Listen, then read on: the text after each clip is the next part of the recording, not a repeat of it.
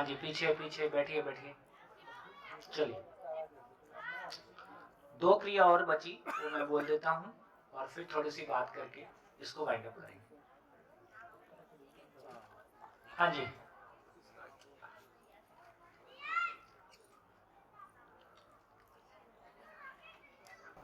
हाँ जी। तो अभी तक हमने जितनी बातचीत की उसमें हमने नीचे वाला बॉक्स देखा, इसमें 4.5 क्रिया ही काम कर रहा था। तुलन में 6 दृष्टियां प्रिय, हित, लाभ, न्याय, धर्म, सत्य में से 3 काम कर रही थी, 3 चुप थी। चुप थी मतलब अपेक्षा बनी रहती है, लेकिन वो अपेक्षा भरता नहीं है। तो इस क्रम में आगे बढ़े तो न्याय धर्म सत्य को हमने समझा, न्याय धर्म सत्य की हमारी क्लैरिटी बनी। तो बेसिकली न्याय धर्म सत्य को यदि देखें, देखिए मूल मुद्दा क्या समझ में आएगा। मूल बात इतनी ही है कि जिसको ऊपर से देखें तो बोल रहे हैं कि सह अस्तित्व है।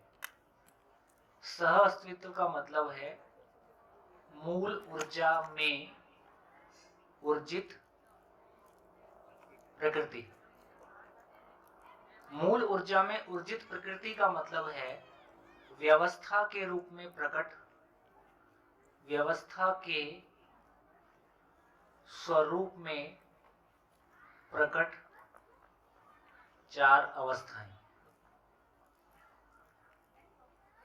और व्यवस्था के स्वरूप में प्रकट 4 अवस्थाएं, इनमें जो परस्पर पूरकता है, परस्पर जो पूरकता है, इसका नाम न्याय है। इतनी कहानी है। ये कहानी अपने ध्यान में आई ठीक से? क्या चर्चा हुई? मूल कहानी है कि अस्तित्व सह अस्तित्व है, ये ठीक है। सह अस्तित्व का मतलब मूल ऊर्जा में ऊर्जित प्रकृति है, और ये पूर्णता के अर्थ में ऊर्जित है, इसलिए व्यवस्था के स्वरूप में 4 अवस्थाएं प्रकट हैं। और ये व्यवस्था के रूप में 4 अवस्थाएं प्रकट हैं, तो सारी इकाइयां आपस में एक दूसरे के साथ कैसी हैं? पूरक हैं। मानव का मानव के साथ में उस व्यवस्था के अर्थ में संबंध को पहचानना, मानव का नेचर के साथ में उस व्यवस्था को संबंध को पहचानना, इसका नाम न्याय है। तो न्याय का मूल स्रोत क्या है? सहअस्तित्व। इतनी बात। तो क्या हुआ यहां पे साक्षात्कार में हम क्या पहचान रहे? साक्षात्कार में हम क्या पहचान रहे? सहअस्तित्व है ये पहचान रहे, जीवन है ये पहचान रहे, और फिर मानव के साथ, मानव का नेचर के साथ में व्यवस्था के अर्थ में संबंध पहचान रहे, और खाली स्थान है कोई चीज, इसको भी स्वीकार रहे, इसको पहचान रहे। ये जो पहचान है ये बोध में स्वीकार हो गया। पहचानना एक बात है, पहचानने की जो पूर्णता है वो स्वीकार हो जाना है।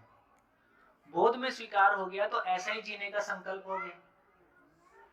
ऐसा जीने का संकल्प हो गया तो उस संकल्प की रोशनी में मानव और प्रकृति के साथ जीने का स्वरूप कैसा होगा ये पहचान लिया, और फिर ऐसा जीने की योजना बना ली, ऐसा जीने का चित्रण। जैसा जीने का चित्रण था उसके आधार पे अब कौन सी दृष्टि काम करेगी? न्याय धर्म सत्य की रोशनी में प्रिय हित लाभ नियंत्रित रहेगा। अब डोमिनेट कौन सी दृष्टि करेगी?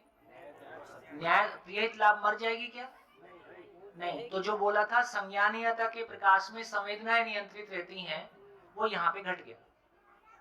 न्याय धर्म सत्य की रोशनी में प्रिय हित लाभ, अब मैं खाना खाऊंगा नहीं खाऊंगा? खाना खाऊंगा, लेकिन खाना निरंतर सुख के लिए खाऊंगा, वो संभावना खत्म हो गई। तो ये यहाँ पे नियंत्रित। अब विश्लेषण कैसा होगा? अब इच्छा कैसी होगी?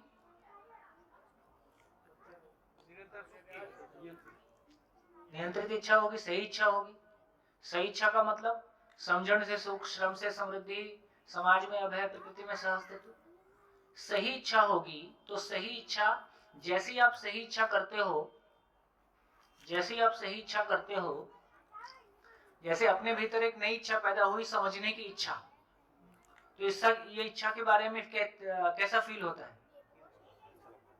इसका नाम संतोष। सही इच्छा का मतलब है जिसको मैं सोचता हूं तो अच्छा लगता है, बोलता हूं तो अच्छा लगता है, दूसरा सुनता है तो उसको भी अच्छा लगता है। ये सही इच्छा है। ऐसी सही इच्छा के आधार पर मेरा विचार चलेगा तो कैसा होगा? विचारों में सामंजस्य होगा कि नहीं होगा? तो विचारों में सामंजस्य हो जाए, अंतर्विरोध ना रहे, इसका नाम शांति है। ऐसे विश्लेषण के आधार पर चयन कैसा होगा? करूं कि नहीं करूं, ठीक है कि नहीं है, ये सब खत्म हो गया। चयन में क्लैरिटी आ गई। इसलिए जो कहा था, निर्णय लेने की अक्षमता बराबर व्यस्तता, अब निर्णय लेने की क्षमता आ गई। तो चयन कैसा होगा? आशा ही आशा, आशा प्रबल, कोई शंका नहीं। इसके आधार पर कार्य और व्यवहार होगा, कार्य और व्यवहार में तृप्ति होगी, इसका मतलब जीवन में तृप्ति, व्यवहार में तृप्ति, मन के लेवल पे आशा, विचार के लेवल पे शांति, इच्छा के लेवल पे संतोष और इतम्भरा के लेवल पे आनंद।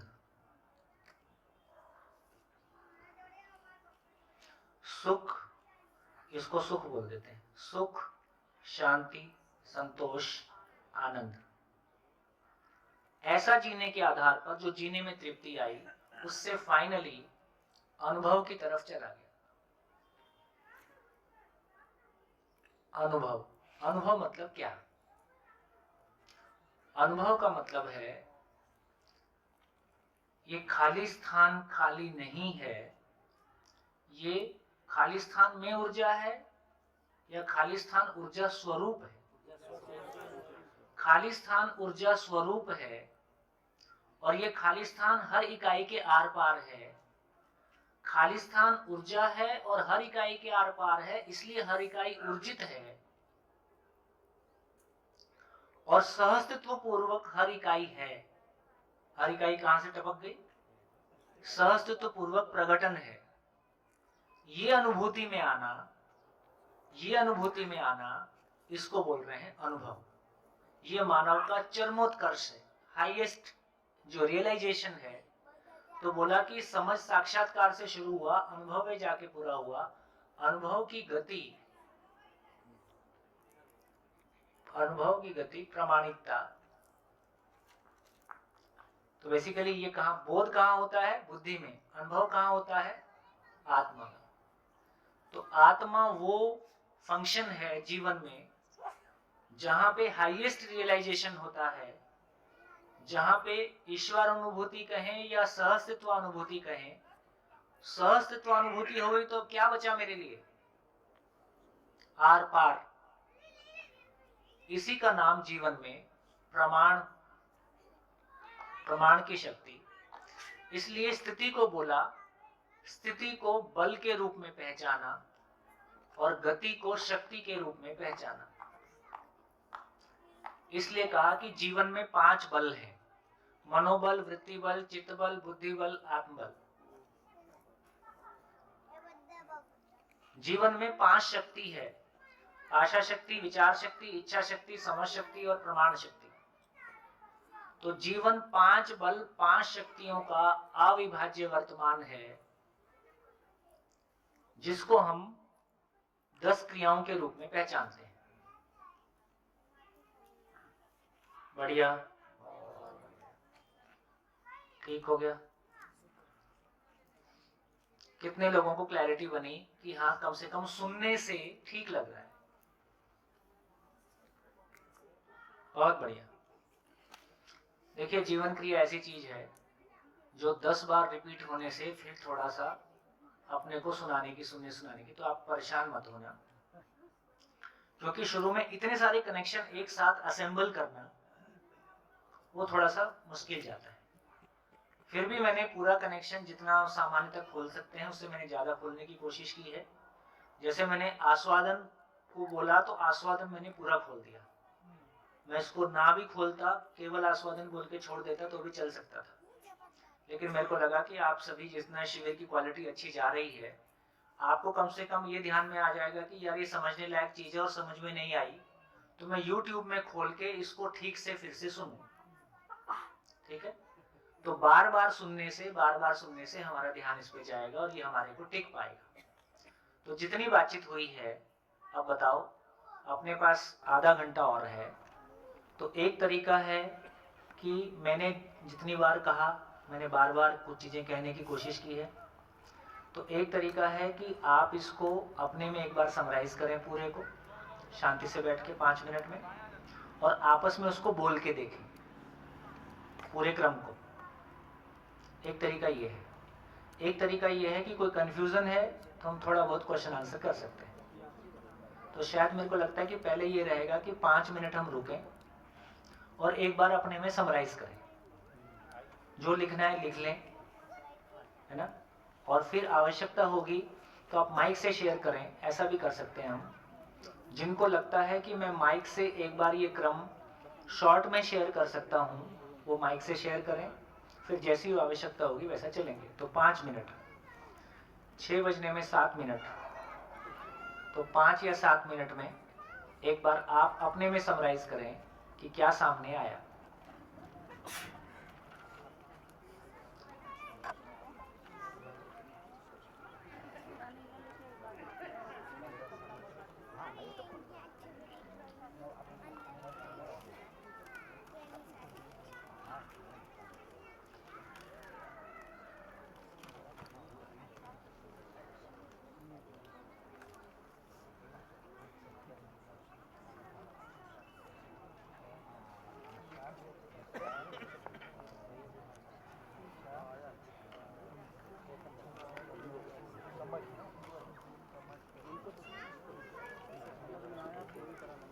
एक, कोई बात नहीं, कोई बात नहीं, कोई बात नहीं।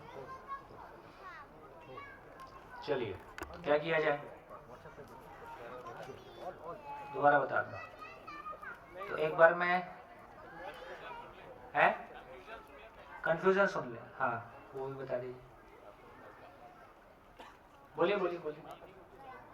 हाँ जी, जिन जिन को लगता है कि कंफ्यूजन बोल दें एक बार, तो कंफ्यूजन बोल दीजिए फटाफट। असल में ये जो डायग्राम बनाया है आपने, ये आप इसी में रिपीटेशन करते रहते हैं, यहीं से कभी कुछ, तो इंजीनियरिंग के हिसाब से तो ये ठीक है, पर ये हमारी समझ में नहीं पड़ेगा। कोई बात हाँ, वैसे आप बता दें तो वैसे समझ में आ रहा है, नहीं, कोई बात नहीं, लॉजिकली समझ में आ रहा है। वो सारे लिंक्स को एक साथ बिठा पाने में दिक्कत आती है। जी जी, उसको कई बार सुनने से वो स्थिर होता है, क्योंकि एक इन्फॉर्मेशन एक बार में स्थिर होती है, दूसरी इन्फॉर्मेशन दूसरी बार में स्थिर होती है। तो कंपाइल करने में और एक साथ उसको प्रोजेक्ट करने में थोड़ा स्टेप वाइज होता है। कोई बात नहीं, कोई बात नहीं, फिर से करेंगे, क्या दिक्कत। हाँ जी, सर अनुभव को प्रमाण कैसे मिले? चलो वो तो अभी रुक जाओ। मैं कह रहा हूँ कि पहला जो हमने प्रियहित लाभ वाला शुरू का 4.5 क्रिया वाला भाग रखा, उस पर कितने लोगों की क्लैरिटी नहीं बनी? नहीं बनी। जो 4.5 क्रिया वाला भाग रखा, जब 10.5 में से 4.5 क्रिया का भाग लिखा प्रियहित लाभ वाला, उसमें कितने लोग अपने में आस्वादन, चयन, विश्लेषण, तुलन और चित्रण की क्रिया तक कितने लोगों को लगा कि हाँ ये पकड़ में आया? कितने लोगों को नहीं आया? नहीं आया। तो ये लगभग ये कन्वे हुआ। ठीक हो गया? यहाँ तक ठीक रहा? कितने लोग कह सकते हैं यहाँ तक ठीक रहा? ठीक है, बहुत बढ़िया। ये कम नहीं है। पहले शिविर में आपका ध्यान इतना चला जाए कि मेरे अंदर आस्वादन की क्रिया, चयन की क्रिया, विश्लेषण की क्रिया, तुलन की क्रिया, चित्रण की क्रिया हो रही है, और इसके आधार में क्या है? तो दृष्टि के रूप में प्रियहित लाभ काम कर रहा है ना, और आस्वादन के रूप में देखें तो इंद्रिय वाला आस्वादन काम कर रहा है। न्याय धर्म सत्य अपेक्षा में बना हुआ है। क्या अपेक्षा है? अपेक्षा में घर में सब ठीक ठाक चले, बाहर भी सब ठीक ठाक चले, क्यों लोग झगड़ा करते हैं, क्यों ये सब चलता है, ऐसा हमारे मन में आता ही है। अपने लिए भी आता है कि मेरे भाव और विचार निर्विरोध हो जाएं, ये भी हमको स्वीकार्य है। सब कुछ ठीक हो जाए, ये धरती पे सब कुछ ठीक हो जाए, ऐसा भी हमारे ध्यान में आता ही। तो मैं एक बार ऐसा करता हूँ कि न्याय धर्म सत्य वाला एक बार मैं फिर से रखता हूँ, अब प्रिय हित लाभ वाली बात नहीं करूँगा, तो एक बार उसको बिठाने की कोशिश फिर से करते हैं। देखिए, पहले एक बार फ्लो नीचे से लेके ऊपर तक का बोल देता हूँ। ऐसा कितना ऐसा हो सिंपल? सकता है कि कोई उदाहरण, कोई विचार का, देखो, या कोई उदाहरण इसमें यही है कि न्याय धर्म सत्य बोलने से अपने आप एक पूरी कवरेज है ना। नहीं, कोई क्रिया का उदाहरण। क्रिया का उदाहरण यही है कि अपने घर में सबके साथ रिलेशन अच्छे रहें। भाई आप जब संबंध की बात कर रहे हैं तो इसमें और कैसे बोलो, पति पत्नी दोनों के बीच में हमेशा संबंध अच्छे, परिवार के सभी सदस्यों के साथ कोई गिला शिकवा शिकायत कभी भी ना हो, ऐसा हम चाहते हैं कि नहीं? ऐसा हो जाए, इसका नाम न्याय है। हाँ हाँ, वो सही। जैसे कोई चीज लेनी है और परिवार में आप परस्पर संवाद अभी होता चीज है ही नहीं ना यहाँ पे, अच्छा, यही तो झंझट है। जब न्याय धर्म सत्य की बात कर रहे हैं तो यहाँ वस्तु है ही नहीं, यहाँ भाव ही है। भाई हमारे परिवार में आपस में सब प्यार से रहें, अब इसमें कौन सी वस्तु बीच में आई? या तो झगड़ा आता है या प्यार रहता है, वस्तु बीच में है ही नहीं। वस्तु मतलब भौतिक वस्तु बीच में नहीं है। ये सॉफ्टवेयर की बात होगी ना कंप्लीटली, अब हार्डवेयर की बात हो ही नहीं रही है, इसलिए अब मैं वस्तु कहाँ से बीच में लाऊं? मेरा विचार और भाव निर्विरोध हो जाए, इसमें वस्तु कहाँ से लाऊं? मेरे भाव और विचार में विरोध है या निर्विरोध है? मेरे बाहर लोगों के साथ में या तो विरोध है या निर्विरोध है, अब इसमें वस्तु नहीं है। इसलिए जब जीने की बात हो रही है तो जिंदा रहने की बात कभी चर्चा नहीं हो रही है, फिर जिंदा रहने की बात भी इसमें शामिल हो जाएगी। ये क्लैरिटी हो गई? हाँ जी।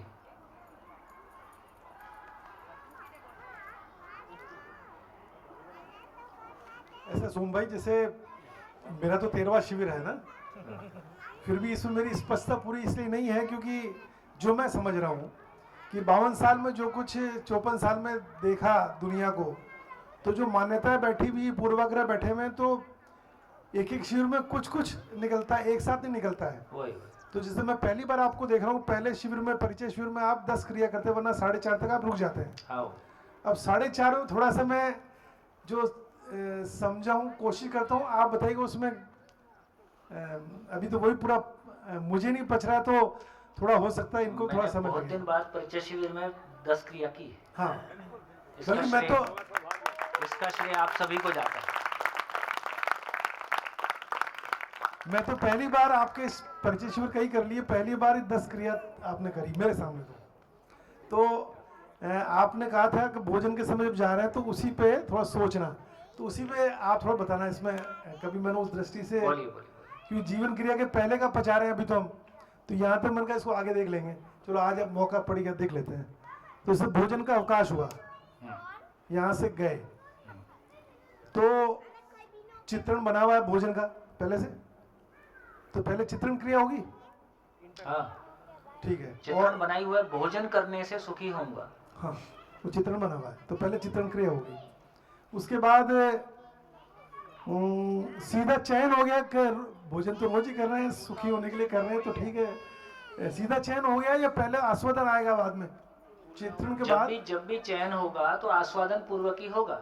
यदि आज की डेट में आज पेट खराब है ना, तो उधर भोजन का चित्रण है, पर इधर से सूचना जाएगी, हित दृष्टि जाएगी, बोलेंगे कि आज नहीं खाएं तो ठीक है, तो खाने का आस्वादन नहीं हुआ। खाने का चित्रण इच्छा बनी हुई थी, लेकिन जब दृष्टि में गए तुलन में, तो पता चला कि आज हित दृष्टि बोल रही है कि पेट ठीक नहीं है।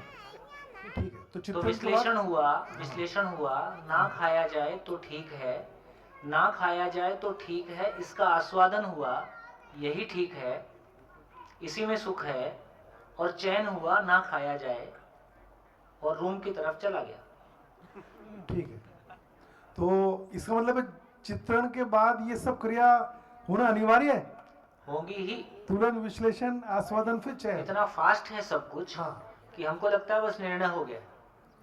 ठीक है, ओके।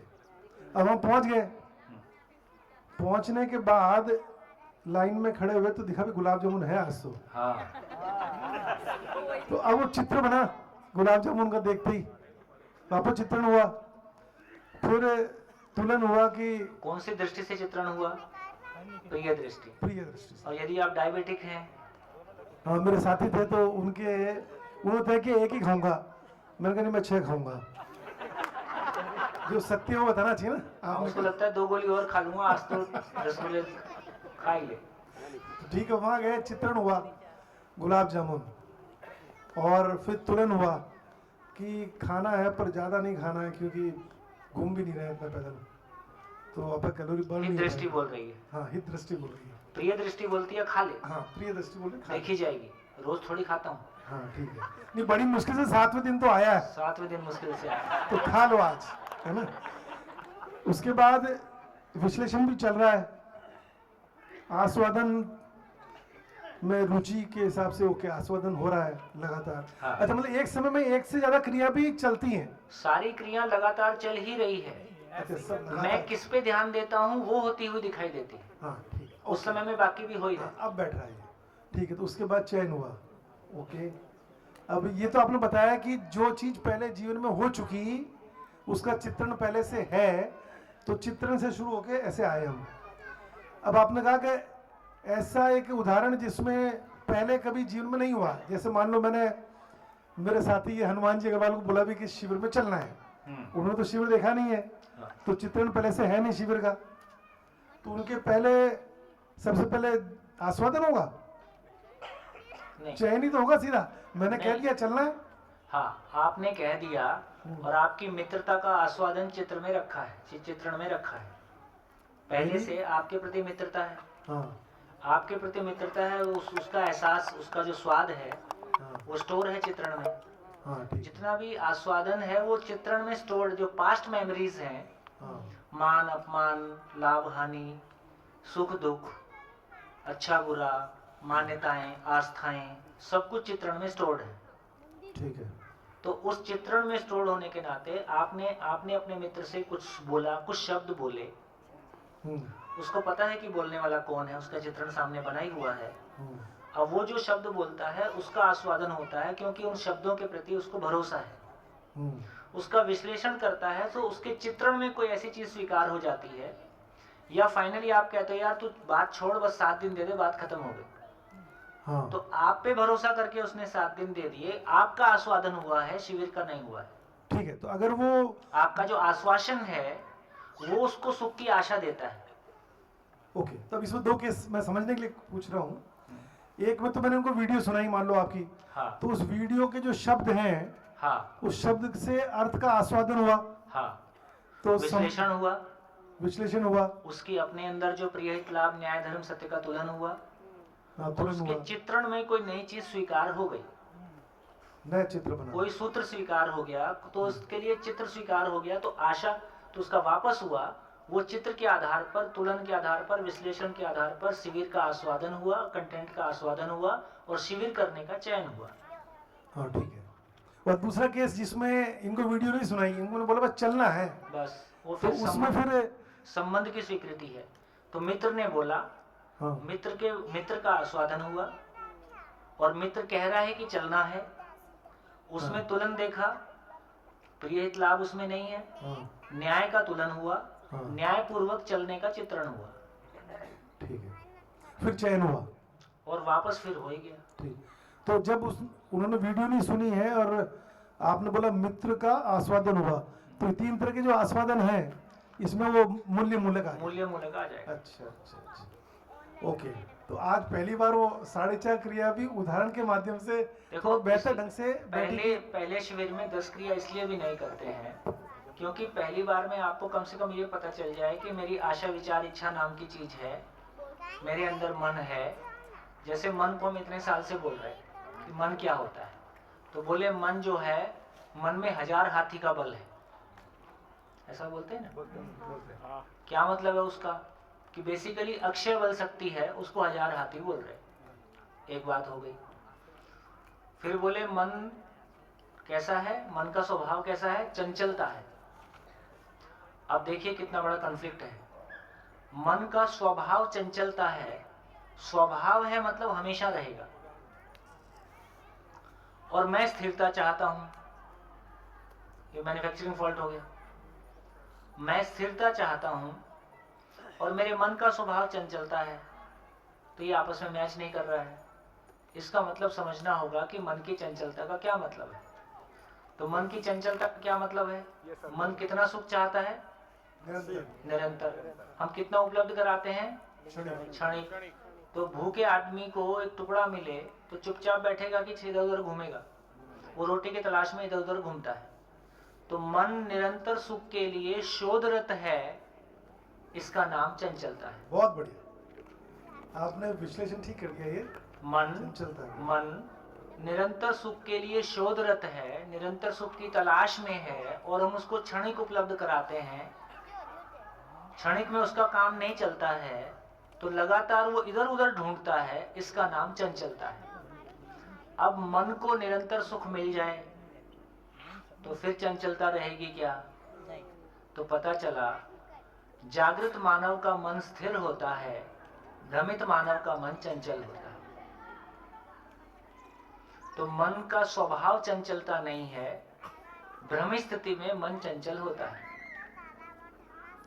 जैसे इन्हीं 8 दिनों में आपका मन पहले से स्थिर हुआ है कि नहीं? ठीक हो गया? तो इससे पता चलता है यदि सुनने से इतना स्थिर होता है तो समझने से कितना होगा, जीने से कितना होगा। तो इसका मतलब है कि जैसे जैसे मन देखो, मन कैसी चीज है? अक्षय बल शक्ति। और समर्पित किसके प्रति हो गया? शरीर के प्रति। तो असीमित ताकत सीमित के साथ लगी है अपनी तृप्ति की तलाश में। पूरी होगी? ये गड़बड़ है। ये गड़बड़ हो गया।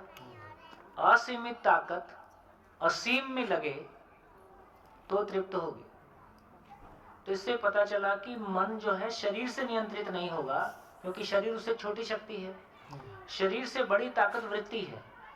तो सुनते समय जब आप हॉल में बैठे रहते हैं और कोई कंटेंट आपको समझ में आता है, तब आपका मन कहाँ होता है? मन कहाँ होता है? कंटेंट में। कंटेंट मतलब विचार में समर्पित हो जाता है।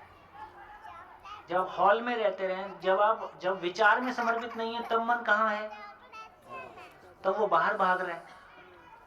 कहाँ घूमने जाएंगे, आज खाने में क्या बना होगा, ठीक, या और कोई जगह जाएगा।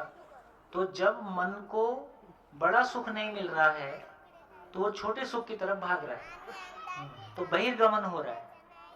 हॉल में बैठे हुए मन विचार को समर्पित हो जाता है और धीरे से विचार सही इच्छा को समर्पित हो जाता है।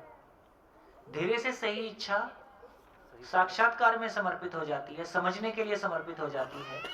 साक्षात्कार बोध के लिए समर्पित रहता है, बुद्धि आत्मा के लिए समर्पित रहती है, आत्मा परमात्मा में समर्पित रहता है।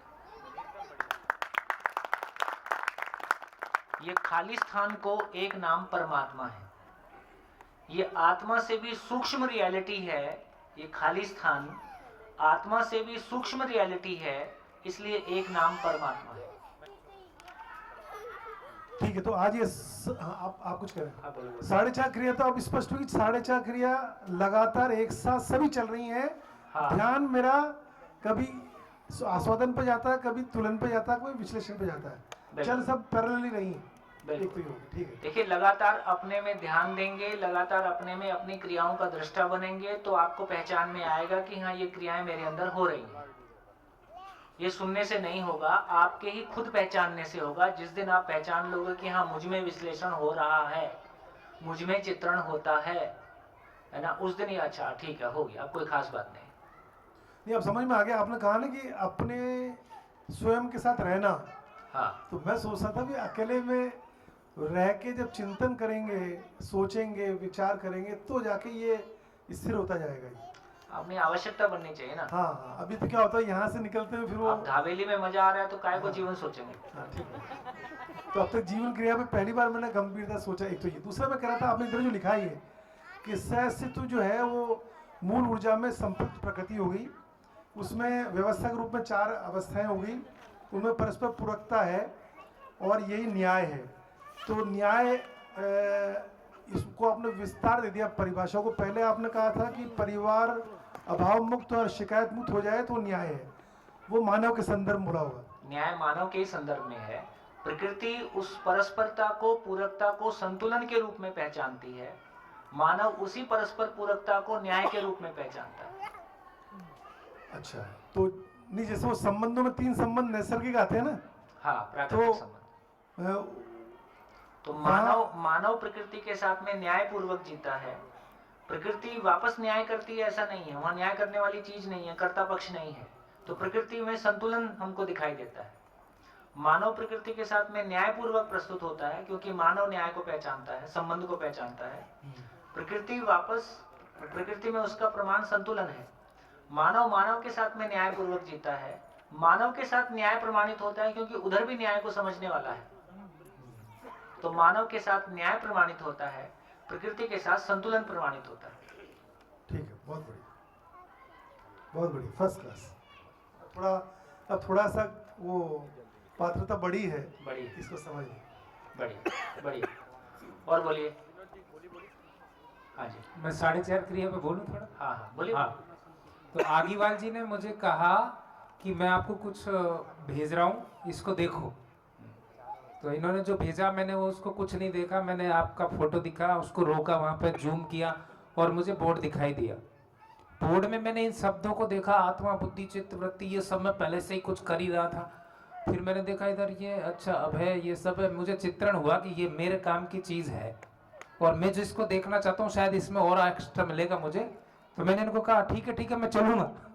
तो मेरे चित्रण में मैंने तुलन किया, विश्लेषण किया और विश्लेषण के बाद आस्वादन जो था वो मुझे आपके चित्रण में पहले से ही मनोवृत्ति, चित्त, बुद्धि को समझने की इच्छा रही। जी बिल्कुल। वो क्लिप में आपको मनोवृत्ति, चित्त, बुद्धि लिखा हुआ दिखाई दे गया। यस, तो आपके चित्रण के साथ में कनेक्ट हो गया। बिल्कुल ठीक। तो बेसिकली इतना हुआ कि आपके चित्रण में कोई चीज पहले से थी।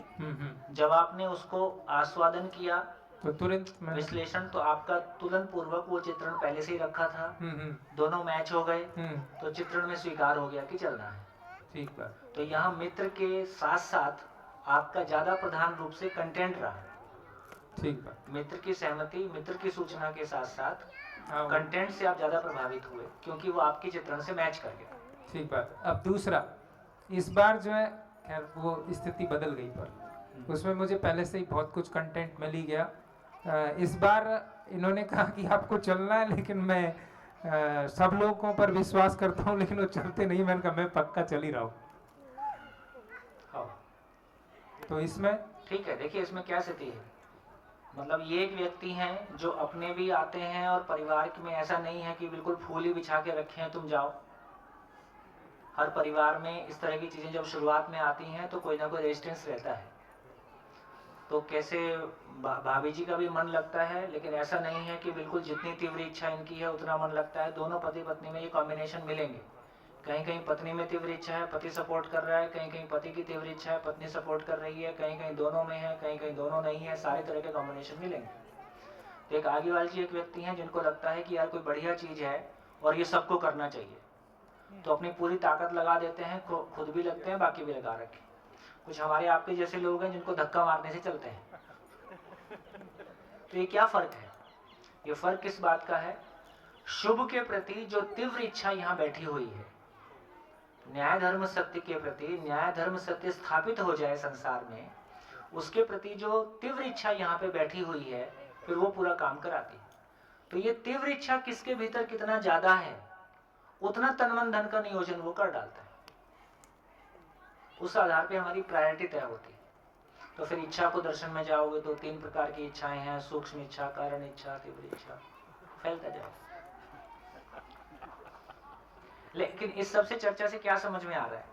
इस चर्चा से ये समझ में आया कि यार समझने लायक चीज है और थोड़ा मन लगाने की आवश्यकता है।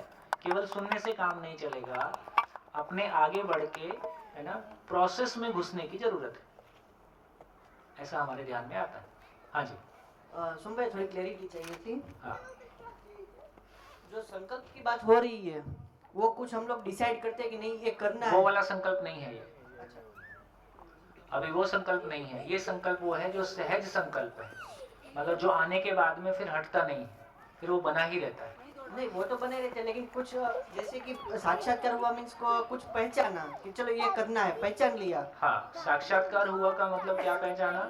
जो सूक्ष्म रियलिटी है, देखो जिंदा रहने के धरातल पर उस आकार में हो जाना। जैसे रसगुल्ला देखा तो मन रसगुल्ले के स्वरूप में हो जाता है, ठीक है? तो जिस चीज को हम भोगते हैं इंद्रियां उसके स्वरूप में हो जाती हैं, उसमें फैल जाती हैं। तो मन की ताकत है कि वो भौतिक रासायनिक वस्तुओं के साथ तदाकार होता है, इसलिए हम शरीर को चला पाते हैं, इसलिए हम अपना नाम पहचान पाते हैं, भौतिक वस्तुओं के साथ में अपना बिलोंगिंगनेस पहचान पाते हैं। अब चित्त की ताकत है, चित्त में जो स्थिति है जहां साक्षात्कार लिखा है, चित्त की ताकत है कि वो सूक्ष्म रियलिटी के साथ में तदाकार होता है। सब फैकल्टी की अपनी अपनी ताकत है। तो चित्त की ताकत है कि वो ज्ञान के साथ तदाकार होता है, वहां कोई वस्तु नहीं है ना, ज्ञान के साथ तदाकार मतलब भौतिक वस्तु नहीं है। तो क्या चीज? जैसे सहस्तित्व को कितना भी बोला, क्या चीज है? ज्ञान है ना।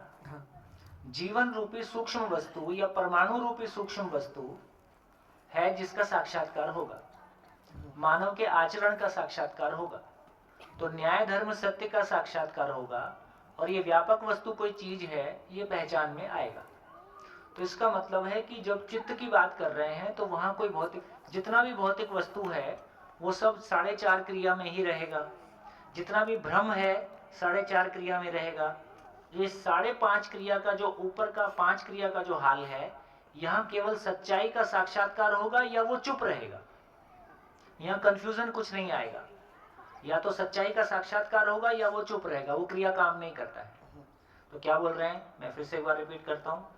न्याय धर्म सत्य का चयन, सुनने का चयन, न्याय धर्म सत्य के अर्थ का आस्वादन, न्याय धर्म सत्य के अर्थ का विश्लेषण, न्याय धर्म सत्य का प्रियहित लाभ के साथ में तुलन, और न्याय धर्म सत्य का चित्रण, और न्याय धर्म सत्य का साक्षात्कार, न्याय धर्म सत्य का स्वीकृति, न्याय धर्म सत्य पूर्वक जीने का संकल्प, और ऐसा जीते हुए तृप्ति होना फलन में सत्य का अनुभव, वो धर्म का अनुभव, धर्म अनुभव में आता है। धर्म मतलब व्यवस्था है ना, तो धर्म अनुभव में आता है। तो फिर हम पहचानते हैं कि ये खाली स्थान सत्य है, ये खाली स्थान खाली नहीं है, ये ऊर्जा स्वरूप है। अब ये अंतिम चैप्टर भी खुल गया तो हम फिर जो अंतिम रियलिटी थी वो खुल गया, तो हम अपने आप में प्रामाणिक हो गए। फिर जो भी कुछ मैं बोल रहा हूँ ये ऑथेंटिक है, मैं एग्जिस्टेंस को देख के बोल रहा हूँ, मैं एग्जिस्टेंस हो गया हूँ।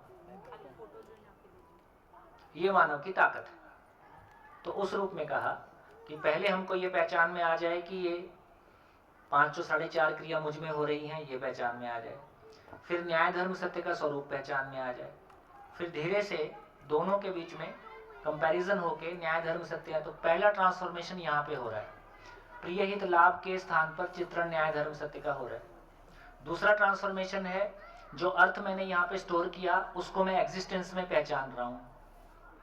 जो मैंने एग्जिस्टेंस में पहचाना वो बोध में स्वीकार हो रहा है। जैसा बोध में स्वीकार हुआ ऐसा जीने का संकल्प हो रहा है। ऐसा जीने के फलन में जो तृप्ति हो रही है, उस तृप्ति के फलस्वरूप फाइनली अनुभव हो रहा है। क्योंकि वो तृप्ति ये बताती है कि मैं यहाँ तक एकदम ठीक आ गया। क्योंकि जब आपकी समझ के लेवल पे एक आनंद, इच्छा के लेवल पे संतोष, विचार के लेवल पे शांति, और मन के लेवल पे सुख, जीने के लेवल पे तृप्ति, और इसकी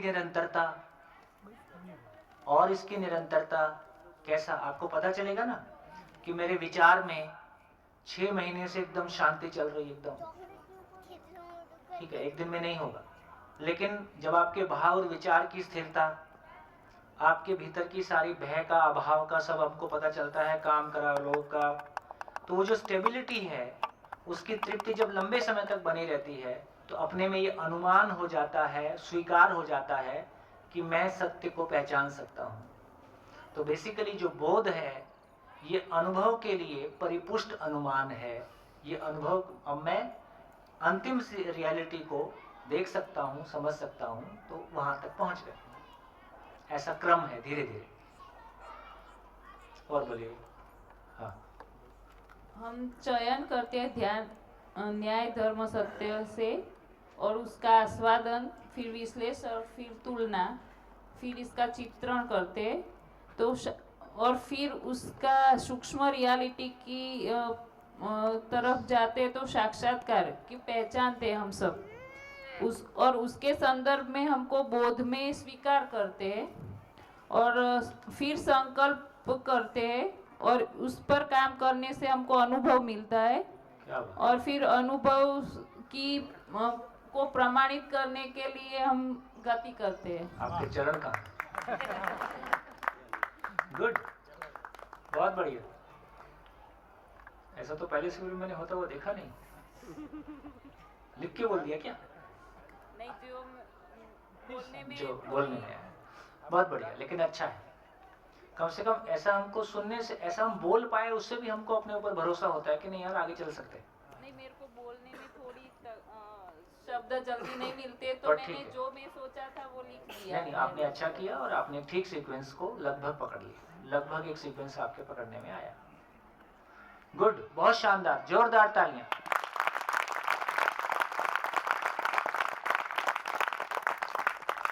और बताइए किसका बोलने का मन है? हाँ जी, माइक।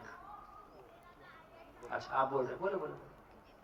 तो मैं अभी इस सभा में जब सब बोल रहे हैं तो मैं पहले सुनने की क्रिया कर रही हूँ, हाँ, ठीक। उसके बाद अर्थ का आस्वादन करो, मतलब कंटेंट तो न्याय धर्म सत्य के रूप में है तो वो उसका मैं अर्थ का आस्वादन कर रही हूँ।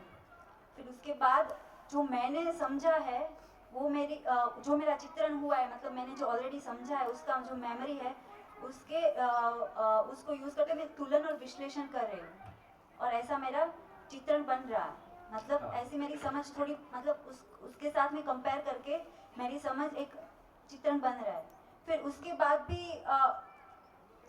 मैंने ये सुना तो फिर एक चित्रण बना। फिर आपके पास आपका जवाब देने के लिए मेरी स्थिति मेरा जो जवाब लेने के लिए मैं सुनती हूँ तब भी मेरा चित्रण बनता है ना। और फिर तुलन और विश्लेषण करती हूँ आप जो बोलते हो उस पे। और ये सब तो न्याय धर्म और सत्य की अपेक्षा है मेरी। हाँ, तो मेरा प्रिय हुआ ये सब, मतलब न्याय धर्म अपेक्षा के रूप में ये मेरा प्रिय के रूप में आया, मतलब रुचिमूलक आया या फिर लक्ष्यमूलक आया? लक्ष्यमूलक, लक्ष्यमूलक, लक्ष्यमूलक या मूल्यमूलक, संबंध या लक्ष्य। गुड, बहुत बढ़िया। ठीक है, ठीक है। देखो ऐसी उलझने से होगा, है ना। बोर्ड लगाओ, घर में बोर्ड लगाओ, समझाना शुरू करो, मम्मी बैठ मैं सुनाती हूँ, है ना। तो जितना इसको बोलने की कोशिश करेंगे तो अपने गैप नजर आएंगे कि सोचते समय गैप नजर नहीं आता है, बोलते समय ज्यादा नजर आता है। और कोई व्यक्ति ऐसा है जो पहले से भी थोड़ा सा जिसकी पकड़ बनी है, उसके सामने बोलने से और बेहतर आता है। तो आपस में हम शेयरिंग मोड में आ सकते हैं। देखो मैं बोलूँगी तुम सुनो, तुम बोलोगी मैं सुनता हूँ, चलो मिलके पढ़ेंगे, चलो मिलके समझेंगे, चलो मिलके जिएंगे। क्या चाहिए और? हाँ जी, और किसी की शेयरिंग? हाँ, जैसे किसी काम या व्यवहार के लिए सबसे पहले सर इच्छा बनती है, मन में कोई इच्छा आई और फिर उस इच्छा की मन पूर्ति। में इच्छा अचानक नहीं आई, या तो इच्छा पहले से अंदर स्थिर रखी थी या तो पहले से भोग रखा है उन चीजों को। हाँ। हमारी इच्छाएं कैसे बनती हैं? हमारे भीतर बहुत सारे चित्रण पहले से बने हुए हैं और कोई मोमेंट में, कोई अनुकूलता में एक चित्र उभरता है। बिल्कुल बिल्कुल। मैं बोलता हूँ मेरी ये इच्छा है, ठीक। तो एक इच्छा वो है जो पहले से मैंने भोग रखी है, उनको रिपीटेडली भोगने की इच्छा होती है। दूसरा वो है कि मेरे अंदर अभी नहीं है तो फिर बाहर से कोई मेरे को सप्लाई करता है। जी जी। ऐसा तो इच्छा आई तो जो मतलब चित्रण है अपने पास, उस चित्रण में से फिर हमने जो है उस इच्छा को मतलब एक्शन करने के लिए सोचा, तो फिर हमने तुलना करी कौन कौन सा करें। एक छोटा सा उदाहरण लेते हैं, जैसे मान लिया मतलब भौतिक ही चीज है, मान लिया मूवी देखने का मन हुआ। हाँ। एक इच्छाई मूवी देखना चाहिए, तो अपने चित्रण में ढेर सारी मूवीज हैं, तो मैंने तुलना की कि मतलब कौन सी मूवी देखनी चाहिए। तो उसका तुलनात्मक विश्लेषण करते हुए मान लिया फला मूवी विश्लेषण करने के बाद ए मूवी मान लिया हमने फाइनल की, तो उसका औषाधन होता है कि ये मूवी अच्छी होगी, बुरी होगी, क्या होगी, और उस हिसाब से फिर हम लोग चयन करते हैं। तो यहाँ पे जो चयन हुआ वो विश्लेषण के टाइम पे ही हो गया सर? विश्लेषण पूर्वक उसका आस्वादन हुआ कि हाँ ये देखना है। देखो जनरल देखो, महिलाओं को मार धाड़ वाली मूवी, महिलाओं को कौन सी मूवी पसंद रहती है सामान्यतः? इसमें फैमिली, सास बहू ऐसा, मतलब सास बहू कहने में थोड़ा सा नेगेटिव लगता है, रोमांटिसिज्म हो, थोड़ा पारिवारिक वो हो, इमोशनल वाला पक्ष हो। इसलिए आप पाओगे कि महिलाएं जन्म देने की घटना के आधार पर जो संबंध की स्वीकृति है, तो उस संबंध को केंद्र में रख के देखना चाहती है। सामान्यतः पुरुष कैसा देखते हैं? मार धाड़ वाला। तो कहीं ना कहीं जो अपने में अपने को प्रूव करने वाला पार्ट है, तो मैं नहीं डरता हूं, मैं नहीं डरता हूं कि एवज में हम मार धाड़ देखते हैं, या मैं दूसरे को डरा सकता हूं, उस लायक हो जाऊं, तो दूसरे पे अपना प्रभाव क्षेत्र बनाने के क्रम में तो मेरे को वो वीरता जैसा नजर आता है। तो इससे समझ में आता है कि हमारे चित्रण कैसे अलग अलग है। या फिर हम कोई क्रिएशन देखना चाहते हैं या कोई समाज परिवर्तन देखना चाहते हैं, वो हमारी चॉइस हो सकती है। तो हम क्या देखना चाहते हैं, इससे ये पता चलती है कि हमारी दृष्टि क्या है। बढ़िया, थैंक यू सर। और बोलिए सर। हाँ जी सर, मैं ज़्यादा समझाने लेकिन ये जरूर समझ गया कि ये बहुत काम की चीज़ है, पढ़नी पड़ेगी सर। बस। देखिए, पहले शिविर का निष्कर्ष इतना ही है कि हमको ये गहराई से स्वीकार हो जाए कि ये समझने लायक चीज है, फिर आगे तो समझने की यात्रा है। बढ़िया, और कुछ? हाँ जी भैया, ये तो समझ आ गया। 4.5 क्रिया जैसे हो रही है, ओके, प्रिय हित लाभ में, है ना? जैसे सेम ये मैं शर्ट खरीदना चाहता हूँ, मेरे पास है ऑलरेडी, तो ओके। बट अगर ये मेरी आवश्यकता है, मान लो शर्ट खरीदना, मतलब मेरा 2 थी, एक फट गई, मेरे को एक और चाहिए, हित दृष्टि होगी, तो ये हित दृष्टि होगी, तो इसमें तृप्ति मिलेगी, राइट? क्षणिक मिलेगी, चाहे जरूरत है चाहे शौक है, अगर भौतिक क्षणिक ही है। अच्छा, अगर भौतिक समझ पूर्वक ले रहे हो तो समझ की तृप्ति है, शर्ट की तृप्ति हमेशा क्षणिक। हाँ जी, मतलब समझ की मेरी आवश्यकता है, हाँ। तो वो उसमें तृप्ति मिलेगी। बिल्कुल। जब मैं ये अपना न्याय धर्म सत्य की बात कर रहा हूँ, तो क्या इसमें मेरी ये तीनों इंक्लूडेड है ऑलरेडी? हाँ बिल्कुल, इसलिए कहा कि संज्ञानशीलता के प्रकाश में संवेदनाएं नियंत्रित रहती हैं। जब जब कंपैरिजन में प्रियहित न्याय धर्म सत्य की रोशनी में प्रियहित लाभ चलता रहेगा, तो मैं कहूँगा मेरी 5 क्रिया पूरी होगी इसमें। फिर हाँ, फिर 6 क्रिया, मतलब 5 क्रिया 5 क्रिया पूरी होगी, 5 क्रिया पूरी होगी। ठीक, थैंक यू। बहुत बढ़िया, चलिए तो मेरे ख्याल से इसको पूरा करें। हाँ जी। भैया, बाहर जो बोलते हैं ना, संत गुरु धर्म गुरु में शक्ति बहती है, तो शक्ति बहती है। हाँ, शक्ति बहती है का ज्यादा मतलब, हाँ, तो वो जो शक्ति है वो यही शक्ति है, तो वो प्रमाणित हो गए, इसलिए बहने की चालू हो गई। हाँ, हमारी शक्ति कैसी है, जगह जगह उलझी हुई है, करूं कि नहीं करूं, ठीक है कि नहीं है, उचित है कि नहीं उचित है, और फिर सोच भी लिया तो पीछे से समान से सम्मान पूरा हो गया तो भी कहाँ पहुंचेंगे, सुविधा से सुख की बात कर रहे हैं तो उसमें बहुत सारा तो हमारी सारी शक्तियों में आपस में कन्फ्लिक्ट है।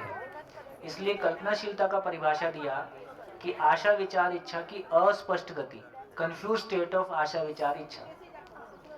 वो जो जिसकी शक्ति बह रही है उसके बारे में बोला कि आशा विचार इच्छा की स्पष्टता हो जाए, तो क्या हो गया, मन के लेवल पे ऊपर से आते हैं, आत्मा के लेवल पे परमानंद, बुद्धि के लेवल पे आनंद, चित्त के लेवल पे संतोष, वृत्ति के लेवल पे शांति, मन के लेवल पे सुख, जीने के लेवल पे तृप्ति। ये शक्ति बहती है। वही शक्ति। धन्यवाद भैया, धन्यवाद। ये तभी जगेगा जब गाड़ी चल रही है। मैं समझने की कोशिश कर रहा था। सिर्फ एक लास्ट है कि वस्तु के माध्यम से हम शुरू की 4-5 अवस्थाएं चित्रण तक आराम से चित्रण कर पा रहे हैं, क्योंकि बहुत आसान है।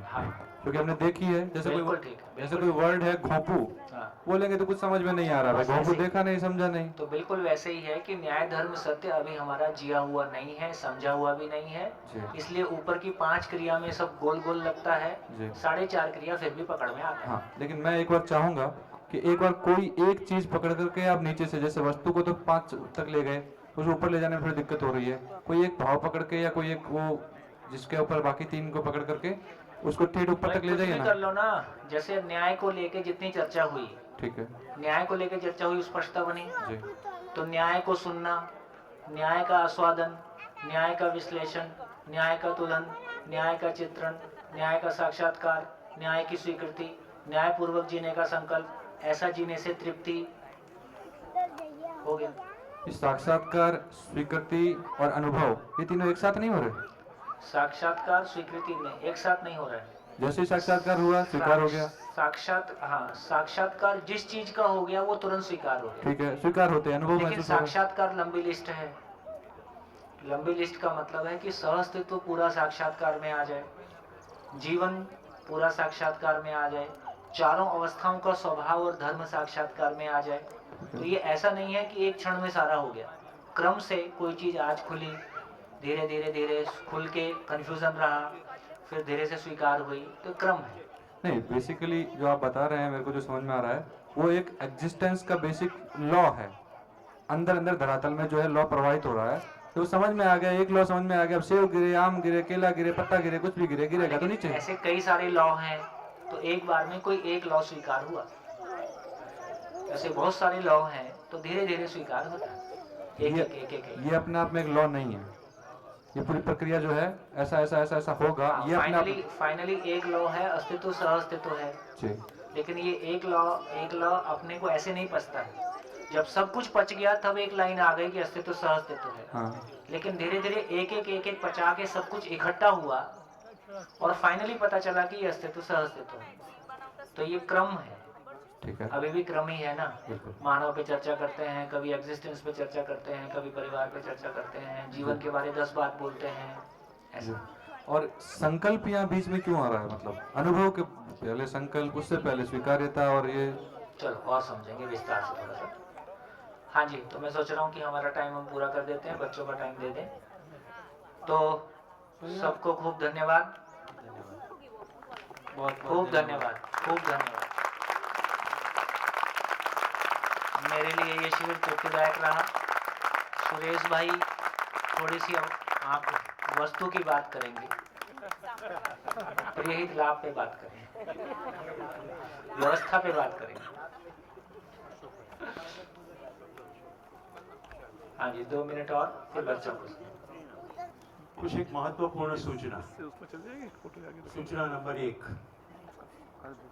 सोम भैया के द्वारा निरंतर सुख का एड्रेस मिला है, रास्ता भी मिला है, पहुंचे नहीं है। तो शिविर की समापन कल होगा, लेकिन समझ का समापन नहीं होगा। इसके लिए आगे बहुत सारा कुछ हमने प्लान किया हुआ है। तो पहली सूचना ये है कि इसके बाद में क्या, तो 7 से 14 मार्च अध्ययन बिंदु शिविर होगा पालीताना में। जिन लोगों ने पालीताना में गुणोदय भवन में एक शिविर किया है, उसमें से कुछ लोग आएंगे। आप में से कई लोगों ने, ये पहला शिविर है, वो आप जुड़ सकते हैं। लेकिन ध्यान रहे, वो शिविर उन लोगों के लिए है जिन्होंने मिनिमम 1 जीवन विद्या शिविर किया है। तो कोई पुराने लोग जिन्होंने आपको भेजा है, आप उनको भी ये सूचना दे सकते हो, वो भी जुड़ना चाहे तो अध्ययन में जुड़ सकते हैं। तो अभी जो 7 से 14 मार्च, आप नोट में ये सब लिख सकते हैं ताकि आपको ध्यान रहे। आप अपना नाम भेजे और कहे कि प्लीज इंक्लूड मी, अथवा मुझे मांडवी शिविर के ग्रुप में सम्मिलित करो। हाई करके ना भेजे। कई लोग हाई करके ऐसा मानते हैं कि अंजू परमात्मा है तो जान ले। 9724613771 इस नंबर पर सूचना दे दे। तो आगे क्या क्या होगा, ये पूरा जो ग्रुप है उसमें आगे की हमारी जो भी समझ की यात्रा है, आने वाले सभी शिविर के अनाउंसमेंट, राइट। अभी आपने किताबें ली है, कई लोगों को चाहिए कि मुझे PDF, तो ऐसे PDF मिल जाएंगे। फिर आपको जो जो भी अध्ययन के लिए सत्र चलेंगे उसके सपोर्टिव वीडियोस मिलेंगे, और भी बहुत कुछ मटेरियल नेट पर है ही, तो हम आपको समय समय पर उसके लिंक देते रहेंगे ताकि आपको कहीं ढूंढना ना पड़े, राइट। बाकी तो आप मध्यस्थदर्शन.info वगैरह साइट भी लिख देंगे तो वहाँ से आप खुद तो ले ही सकते हैं। तो ऐसी एक सभी को प्रार्थना है, क्योंकि जीवन विद्या के गुजरात में बहुत सारे ग्रुप चल रहे हैं। अभी हमारा ऐसा संकल्प है कि अभी आप और पालिताना ग्रुप जो भी जुड़े हैं उनके साथ हम पूरी टीम लगेंगे आपकी सेवा के लिए। तो आने वाले 3 साल तक भैया ने जो समय दिया है उसमें हमारी समझ की यात्रा ताकत से बढ़े। तो ये एक बात थी। कोई भी शिविर में कोई भी शुल्क नहीं लिया जाता, हमेशा से ऐसा कहा जाता है कि अंदाजन सहभागी खर्च ये है। और एक स्टेटमेंट और भी होता है कि इस शिविर में हिस्सा लेने के लिए बाध्य नहीं है, यानी कि आपके पैसे की कमी हो ना हो तो भी आप शिविर में हिस्सा ले सकते हैं। और हर एक शिविर में रियल में जो खर्च होता है उसका हिसाब रखा जाता है, क्योंकि हर एक शिविर परिवार विधि से होता है। तो आपके बताना चाहता हूँ, उसमें मनोज भाई सोलंकी, मनोज भाई हमारे बीच में है ही, पहले परिचय करवाया गया है। खड़े हो जाए मनोज भाई। कई सालों से वो ग्राम विकास की प्रवृत्ति में, सजीव खेती में जुटे ही है। और कुकमा नामक गांव में उनका पूरे साल भर पूरे देश भर में से लोग सीखने आते हैं ऑर्गेनिक फार्मिंग। तो भैया कई समय से ये शिविर करवा रहे हैं। क्या क्या प्रक्रिया है, हम कैसे समझ में अपनी वृद्धि कर सकते हैं, उसके पूरा स्ट्रक्चर भी भैया बताएंगे। तो कल शिविर 1 बजे समाप्त होगा, ठीक है। तब तक ऐसे ही मनोभाव बनाए रखें। बच्चों का स्वागत, जोरदार तालियां।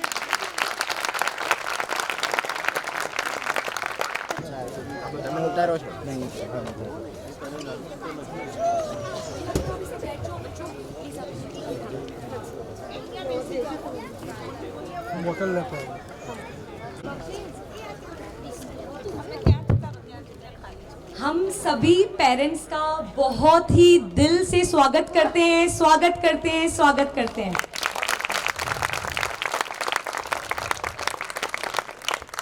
जो भी पेरेंट्स बाहर हैं, बच्चों ने इन 5 दिनों में जो उनके अंदर सह अस्तित्व ज्ञान का बीज गया है, इतने थोड़े समय में जो बच्चों ने समझा है, सीखा है, वो आपके आगे प्रस्तुत करेंगे। तो हम सभी इन प्यारे प्यारे बच्चों का भी स्वागत करते हैं। वंडरफुल, वी लव यू बच्चे।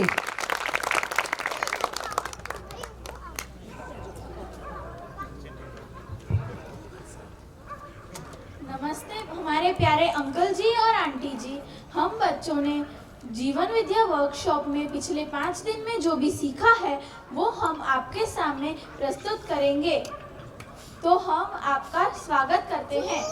आइए हम सभी सर्व शुभ की प्रार्थना से शुभारंभ करते हैं। Let's start with a prayer. भूमि स्वर्गतां यातु, भूमि स्वर्गतां यातु, मनुष्यो यातु देवतां, मनुष्यो यातु देवतां, धर्मो सफलतां यातु, धर्मो सफलतां यातु, नित्यं यातु शुभोदयम्, नित्यं यातु शुभोदयम्, भूमि स्वर्ग हो, भूमि स्वर्ग हो, हम मनुष्य देवता हो, हम मनुष्य देवता हो, धर्म सफल हो, धर्म सफल हो, नित्य शुभ हो, नित्य शुभ हो, नित्य शुभ हो, नित्य शुभ हो, सर्व शुभ हो, सर्व शुभ हो, सर्व शुभ हो, सर्व शुभ हो।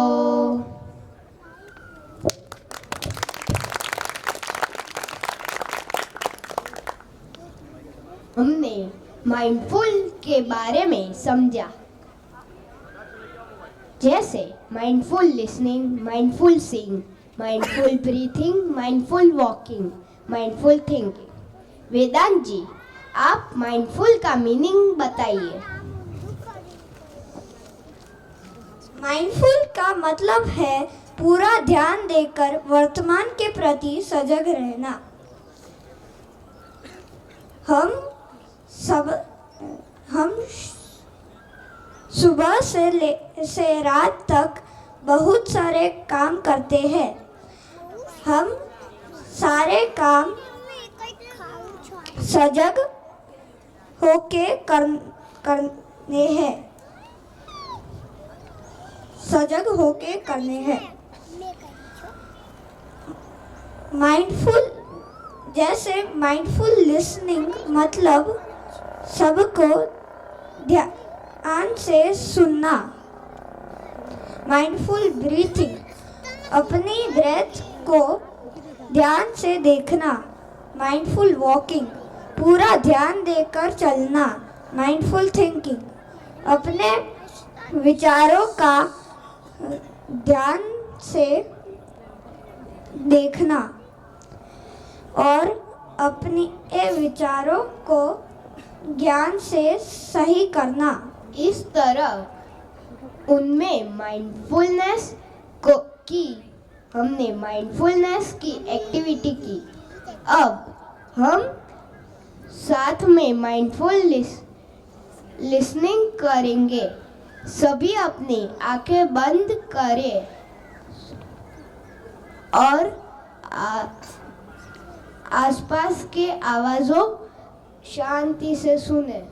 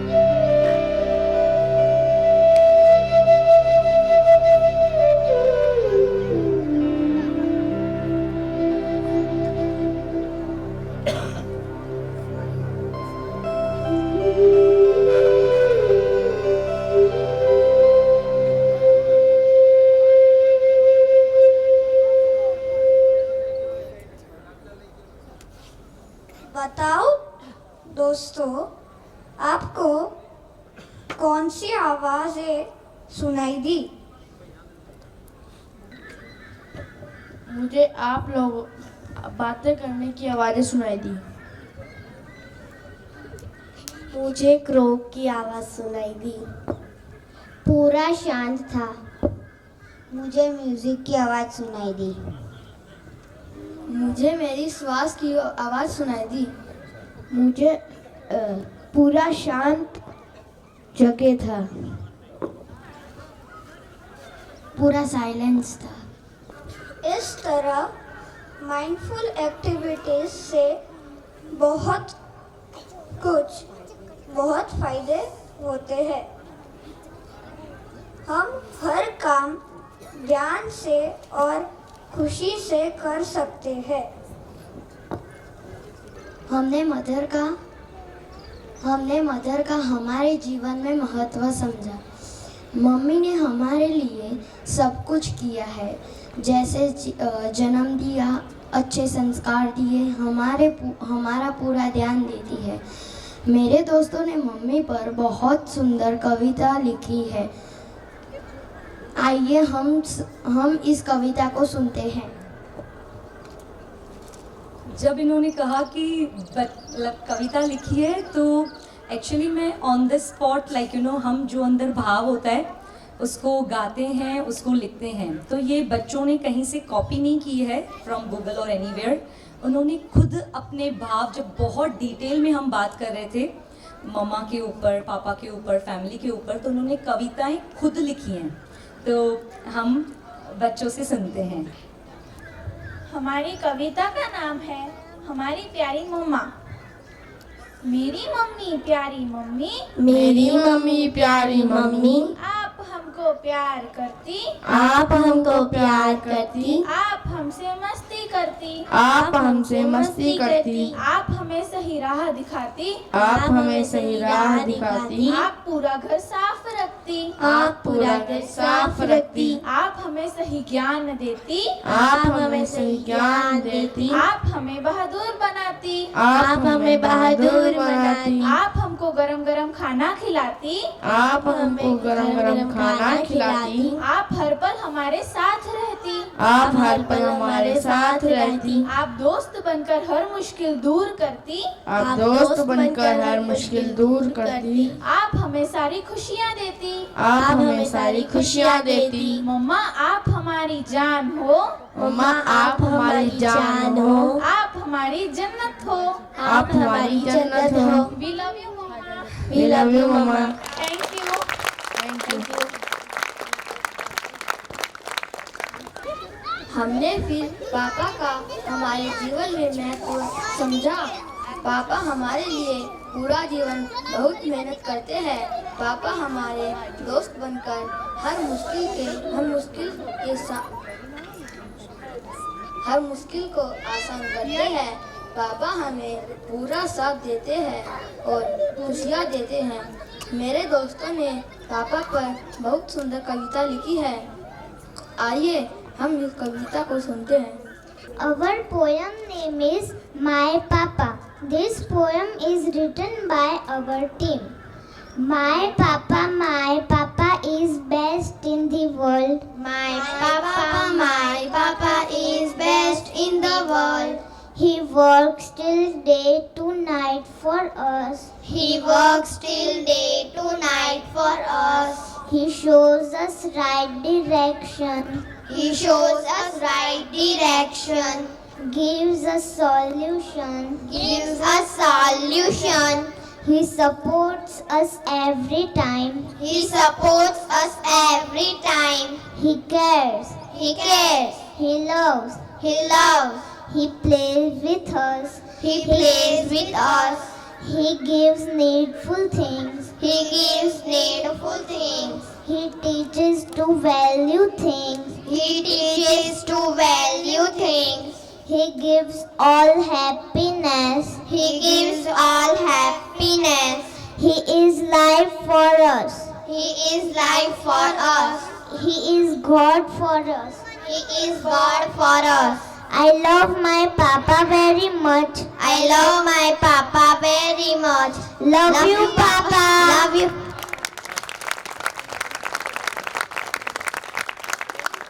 हमने हमारे परिवार के महत्व को समझा। परिवार में साथ साथ जीना खुशहाली है। दादा दादी, माता पिता, भाई बहन, चाचा चाची, मामा मामी, नाना नानी, परिवार में सभी लोग हम बच्चों को बहुत प्यार करते हैं। परिवार में साथ साथ जीना ही उत्सव है। Thank you.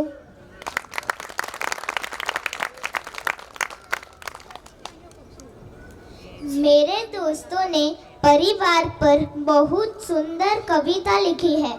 आइए हम इस कविता को सुनते हैं। कविता का नाम है हमारा प्यारा परिवार। परिवार गुलदस्ता है, परिवार गुलदस्ता है, फूलों से सजा, फूलों से सजा। परिवार गुलदस्ता है, परिवार गुलदस्ता है, फूलों से सजा, फूलों से सजा। परिवार में हम सब है, परिवार में हम सब है, परिवार में हम सब है, परिवार में हम सब है। दादा दादी मम्मी पापा भाई बहन, दादा दादी मम्मी पापा भाई बहन, नाना नानी चाचा चाची मामा मामी, नाना नानी चाचा चाची मामा मामी। परिवार में हम सब है, परिवार में हम सब है, खुशियों से जीते हैं, खुशियों से जीते हैं, खुशियों से जीते हैं, खुशियों से जीते हैं। दादा दादी की सेवा करते हम परिवार, दादा दादी की सेवा करते हम परिवार। माता पिता हमें सही राह दिखाते हैं, माता पिता हमें सही राह दिखाते हैं।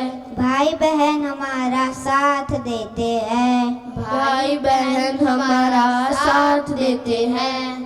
नाना नानी हमारी बात मानते हैं, नाना नानी हमारी बात मानते हैं। चाचा चाची त्योहारों में मिठाइयाँ लाते हैं, चाचा चाची त्योहारों में मिठाइयाँ लाते हैं। मामा मामी हमारे लिए उपहार लाते हैं, मामा मामी हमारे लिए उपहार लाते हैं।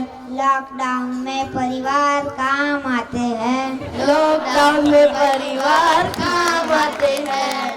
परिवार से ही जीना संभव है, परिवार से ही जीना संभव है। परिवार में ही जीना खुशहाली है, परिवार में ही जीना खुशहाली है। परिवार में ही जीना खुशहाली है, परिवार में ही जीना खुशहाली है। Thank you. Thank you.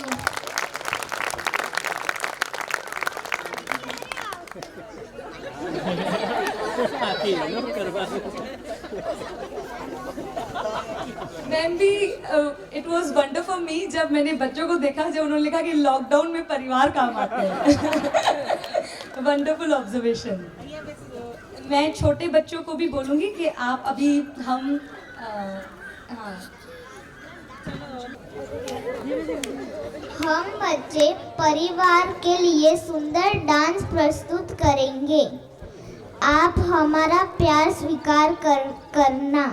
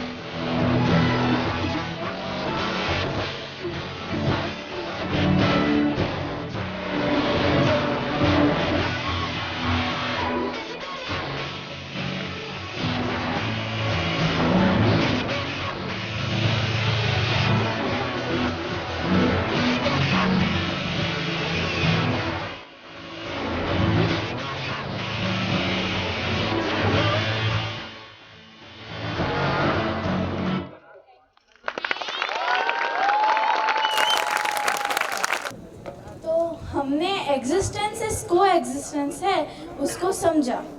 तो इसमें टोटल 4 ऑर्डर है। एक पहला material order, bio order, animal order और नॉलेज ऑर्डर। तो इसमें जो मटेरियल ऑर्डर है जिसमें हवा, मिट्टी और पानी है, बायो ऑर्डर में प्लांट्स और ट्रीज है, एनिमल ऑर्डर में बर्ड्स और ट्रीज है और नॉलेज ऑर्डर में हम मानव हैं। तो मटेरियल ऑर्डर है वो बायो ऑर्डर को सपोर्ट करता है, जैसे हवा, मिट्टी, पानी, प्लांट्स और ट्रीज को ग्रो होने में सपोर्ट करता है। और जो प्लांट्स और ट्रीज है वो मतलब ट्रीज के जो सूखे पत्ते हैं वो ज़मीन पे, मिट्टी पे गिर के मिट्टी को फर्टिलाइज करते हैं, फिर उसमें पानी गिरता है तो फिर से एक नया ट्री बनता है। और फिर बायो ऑर्डर है वो एनिमल ऑर्डर को भी सपोर्ट करता है, जैसे एनिमल ऑर्डर में बर्ड्स और एनिमल्स है वो प्लांट्स और ट्रीज खाते हैं, तो जो बायो ऑर्डर एनिमल ऑर्डर को सपोर्ट कर रहा है। तो material order, bio order, animal order ये तीनों एक दूसरे को एकदम पूरी तरह से सपोर्ट कर रहे हैं।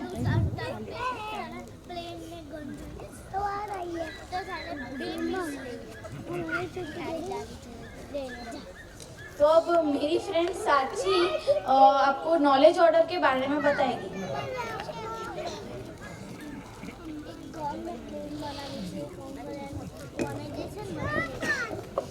फोर्थ ऑर्डर है नॉलेज ऑर्डर। इसमें हम सारे मानव आते हैं। मानव की सबसे पहली ज़रूरत ज्ञान है। कैसा ज्ञान?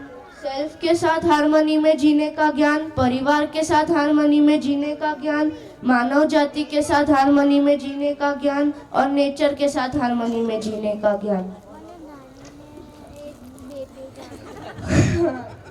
इमेजिनेशन पावर और फ्रीडम ऑफ एक्शन, वो दोनों हम में है और एनिमल्स में नहीं है, ये हमको डिफरेंट बनाती है।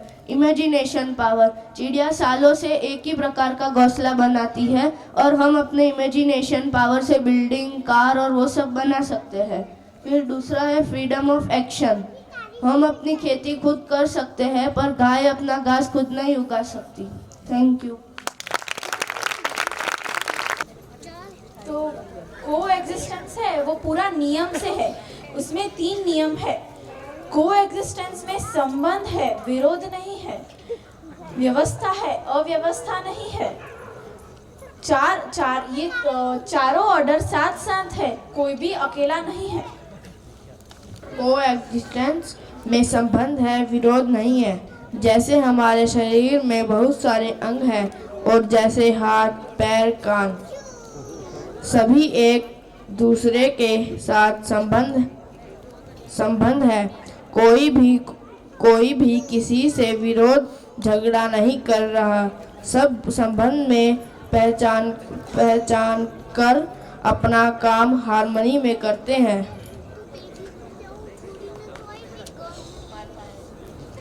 कोएग्जिस्टेंस में व्यवस्था है, अव्यवस्था नहीं है। जैसे हमारे शरीर में एक ऑर्गन अपने में व्यवस्था है और शरीर की बड़ी व्यवस्था में भागीदार है। इस हार्मनी से पूरा शरीर व्यवस्था से रहता है। एग्जाम्पल, अगर हेल्दी फूड खाते हैं तो स्वस्थ रहते हैं। अगर हम fast food, non veg food खाते हैं तो हमारे शरीर बीमार हो जाता है। कोएग्जिस्टेंस में हम 4 ऑर्डर साथ साथ है, कोई भी अकेला नहीं है। हमने समझा कि हमें सेल्फ के साथ हार्मोनी में जीना है। ज्ञान से हमने समझा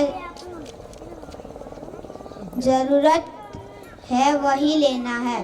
परिवार में सबके साथ खुशी से जिएंगे। 3 ऑर्डर के साथ इको फ्रेंडली जिएंगे। मानव जाति के साथ प्रेम से जिएंगे। तो हम बच्चों से सुनते हैं कि जब हमने को एग्जिस्टेंस का टॉपिक किया तो चारों ही ऑर्डर्स को हमने समझा। तो आप अपने रियल लाइफ में कौन से छोटा एक स्टेप लोगे अब से हारमनी में जीने का? प्लीज़ आप शेयर करें, सिर्फ एक छोटा सा स्टेप जो आप सच में अपने जीने में ले आएंगे। मैं यूज़ होगा तभी मोबाइल देखूंगी। मैं अपने जीवन में प्रेम से रहूँगा। मैं टीवी कम देखूंगी। मेरे को जो ज़रूरत है मैं वो ही खरीदूंगी। मैं फ़ोन कम देखूंगा। मैं पानी सेव करूंगी। मैं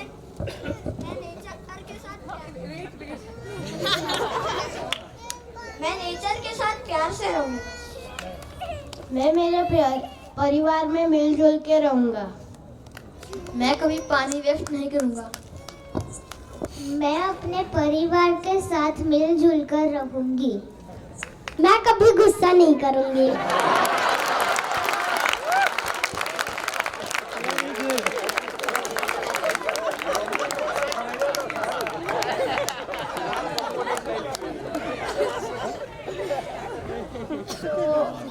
Let's sing the song of coexistence. Together we sing, Together we sing, together we sing, Together we sing, together we dance, together we dance, together we dance, together we dance, together we'll sing the song of harmony. together we'll sing the song of harmony.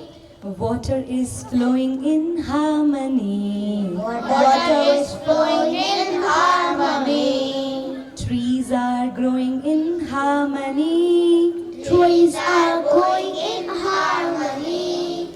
Birds are flying in harmony. Birds are flying in harmony. Children are dancing in harmony. Children are dancing in harmony. Together we live. Together we live. Together we love. Together we love. Together we sing. Together we sing. Together we play. Together we play. Together we'll sing the song of harmony. Together we sing the song of harmony. Thank you. Thank you. अभी हम बच्चों से मैंने पूछा कि बच्चे, अगर आप शिक्षा मंत्री होते तो आप अपने स्कूल में क्या एक अच्छा बदलाव लेके आते? तो चलिए हम ये आने वाले शिक्षा एजुकेशन मिनिस्टर से पूछते हैं। हमको स्कूल में जितना पढ़ाते हैं उतना ही गेम्स खिलानी चाहिए। हमको स्कूल में जीवन विद्या वर्कशॉप जैसे यहाँ पे कराते हैं वैसा स्कूल में थोड़ा पढ़ाना भी चाहिए और ये भी थोड़ा सिखाना चाहिए। हमको सारे चिल्ड्रन और टीचर्स को रिस्पेक्ट देनी चाहिए, उनके बारे में उल्टा सीधा नहीं बोलना चाहिए। टीचर थोड़ा डांटना कम कर दे तो अच्छा रहेगा। झूठ नहीं बोलने का। टीचर को प्यार से बोलना चाहिए। मैं अगर होती तो मैं टीचर्स को भी इस जीवन विद्या का ज्ञान हो और फिर वो चिल्ड्रंस को ये ज्ञान दे, ये मैं चाहती। हम बच्चों को सही ज्ञान मिले।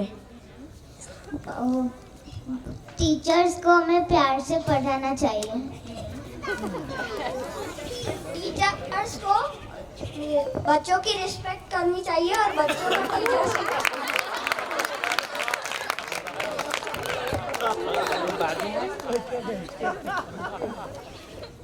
जितना भी सिखाए उससे ज्यादा सिखा दे तो अच्छा। मुझे बहुत पसंद आया।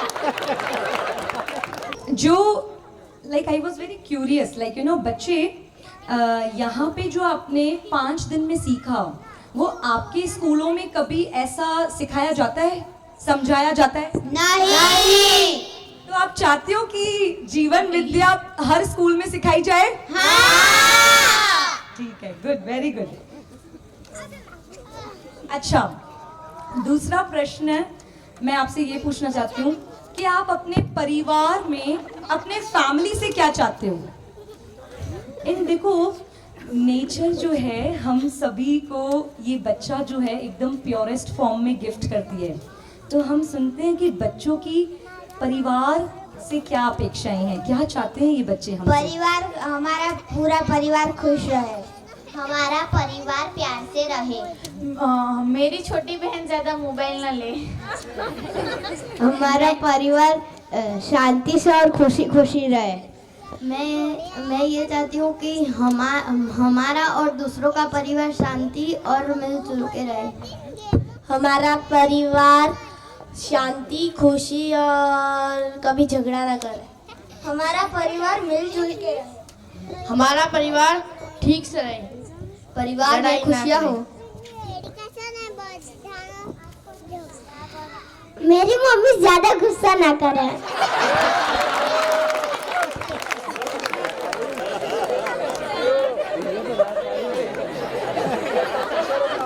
ठीक है, तो बच्चों की जो हम सभी बड़ों से अपेक्षाएं हैं, तो पेरेंट कुछ कहना चाहेंगे कि any promise to the children, कुछ कहना चाहेंगे? क्योंकि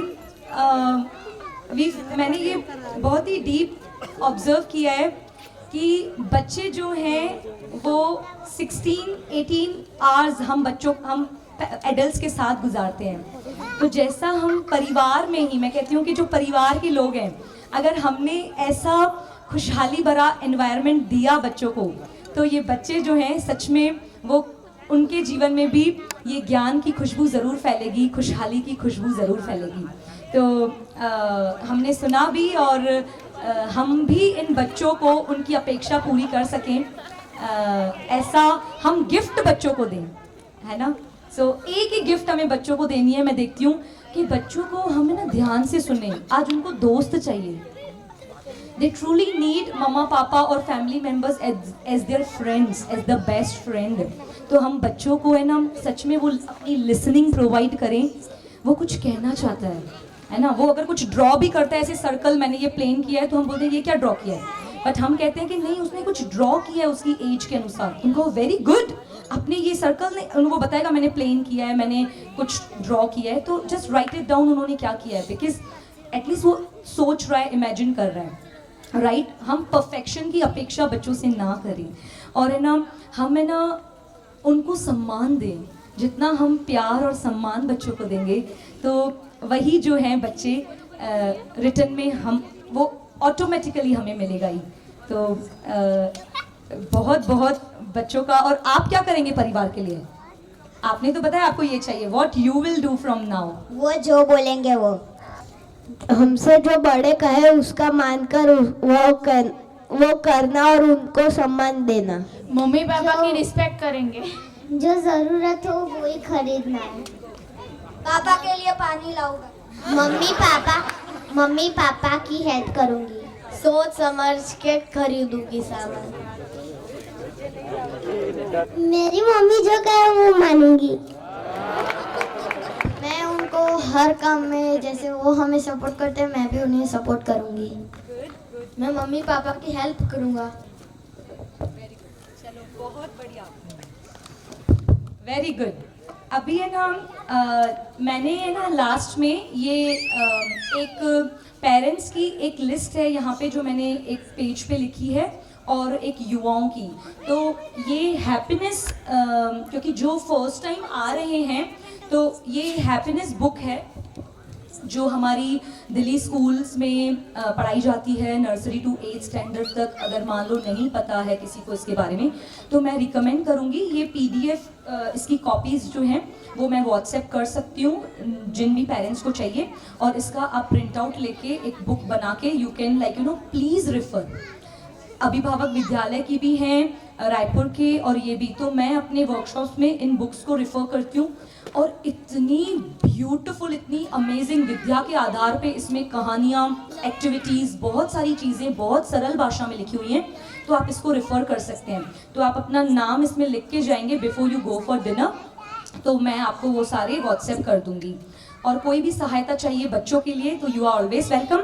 और अभी बच्चों ने जो छोटा सा उनकी खुशहाली थी वो, हाँ, योगा लाइक यू नो वो परफॉर्म करेंगे of 2 minutes, so please get ready, take your positions. हमने डांसिंग एक्सरसाइज भी सब सिखाई थी बच्चों को, तो dance exercise with yoga.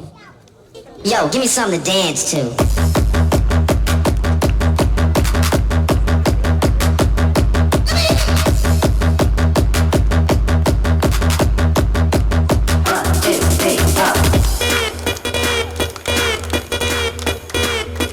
Yo, give me something to dance to.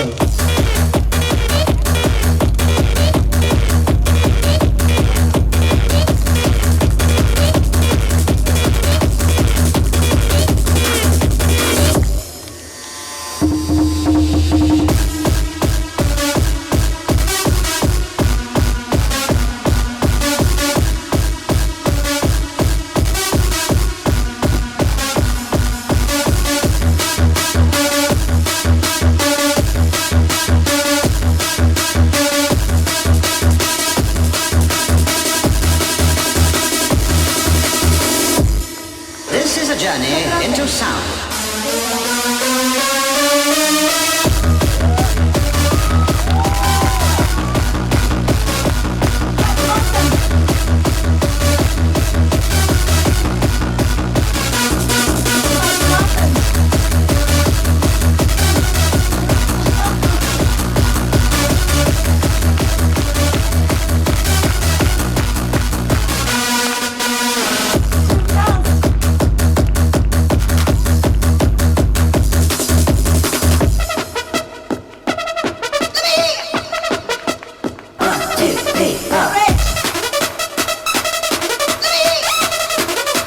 Yo, give me something to dance to.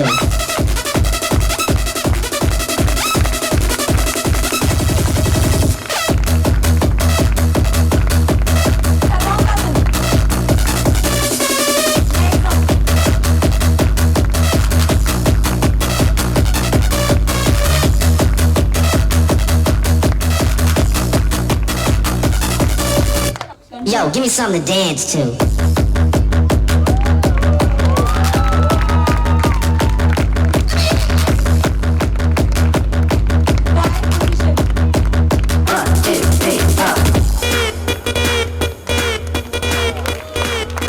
Yo, give me something to dance to.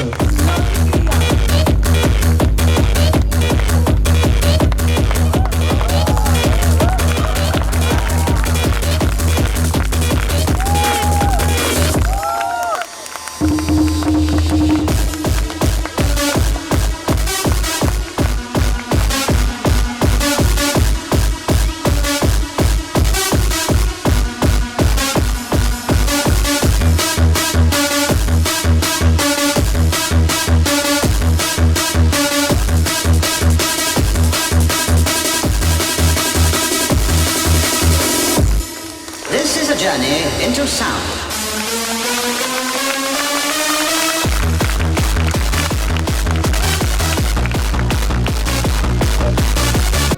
हमने सोम भैया के लिए ग्रीटिंग बनाया है, वो मैं पढ़ के दिखाती हूँ।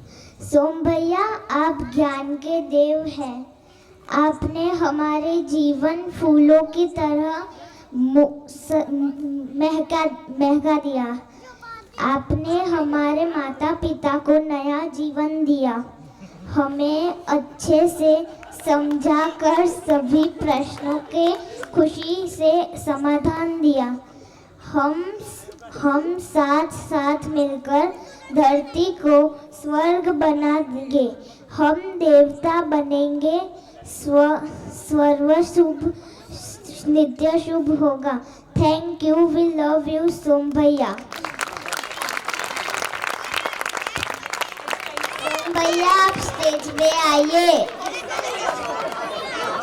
और सुरेश भैया भी स्टेज पे आइए, जो भी आना चाहते हैं प्लीज आइए आइए आइए आइए। सोम भैया प्लीज आइए आइए। और है ना सभी, आप सभी हमें ना खड़े हो जाइए और उत्साह मनाइए, हमको सह अस्तित्व का ज्ञान मिला है। Everybody dance together.